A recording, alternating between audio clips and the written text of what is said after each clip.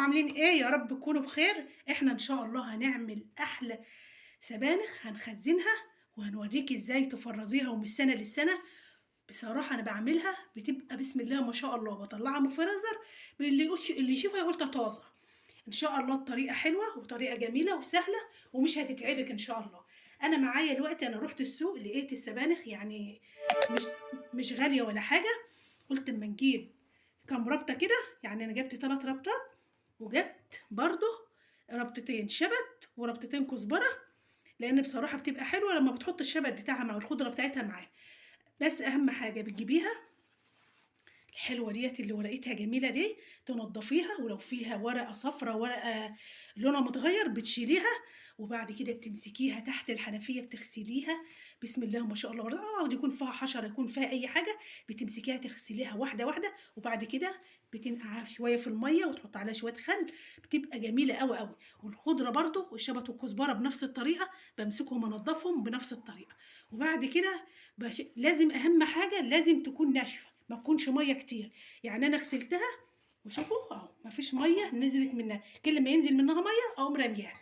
يعني بسم الله ما شاء الله مفيش اي ميه فيها.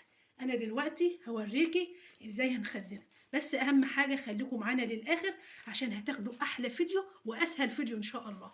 طبعا كلنا بنحب السبانخ لان عارفين بصراحه مفيش حد ما بيحبش السبانخ، لازم. وكمان بنخزنها عشان لما الواحد في اي وقت ليكي مزاج انك تعمليها هتلتقاها سهله معاكي.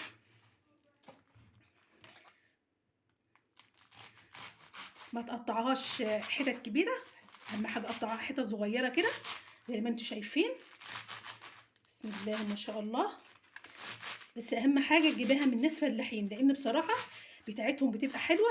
يعني انا ما بروح السوق وبشوفها، يعني ما بجيبش اي حاجه، لازم بقعد انقيها واجيب الحاجه النظيفه، عشان في بتبقى مزرقيه قوي دي طبعا لا ما تجيبهاش خالص. اهم حاجه تكون خضره وحلوه كده وجميله، عشان لما تيجي تعمليها طبق حلو كده سبانخ تحطي جنب الاكل بيبقى حلو. هتنفعنا في الشتاء، بتنفعنا في ان شاء الله في رمضان. كل سنه وانتم طيبين ان شاء الله. احنا نعتبر يعني بادئين بنخزن حاجات لرمضان، وبرده حتى برضه لو مش رمضان الحاجات دي بتنفعنا كتير. هي كلها هنعملها بنفس الطريقه، هي زي ما انتم شايفين، طريقه سهله وطريقه جميله. ما تنسوناش في اللايك والاشتراك، لايك حلو منكم كده. هكمل كل الكميه وارجع لكم ان شاء الله. انا كده خلصت الكميه كلها زي ما انتم شايفين. دلوقتي هنعمل الخضره بتاعتها اهيت، نعملها برضو بنفس الطريقه. هي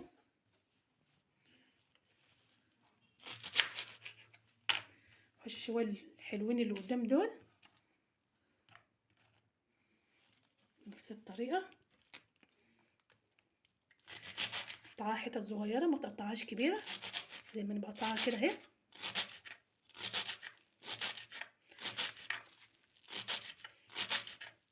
الكميه كلها هنقطعها وبعد كده هنرجع نوريكم احنا هنحطها ازاي.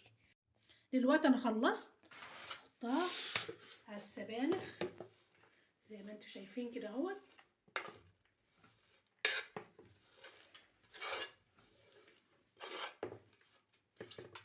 فرغها، تقلبيها تقليبه حلوه، قلبيها بايديكي بس انا عادي اهوت. لازم كلها الخضره بتاعتها تخش فيها كلها كلها، عشان ايه؟ مفيش حاجه ما يبقاش فيها خضره. لازم اهم حاجه في السبانخ الكزبره والشبت. شوفوا بسم الله ما شاء الله. دلوقتي كده خلاص اهوت. اهم حاجه هوريكي بقى، انا بجيب اكياس الخزين، بجيب اكياس الخزين ديت، هجيبها كبيره هجيبها صغيره، كل واحده عارفه هي بتعمل يعني بتطبخ لولادها ايه. انا هحط في الاكياس ديت، شوف اهو. واهم حاجه تطلعي منها الهواء، صدقيني بتقعد عندي من السنه للسنه.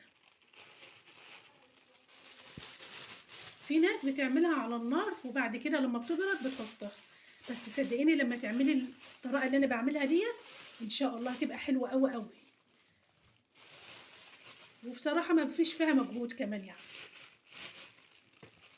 شو اهو، شو اهو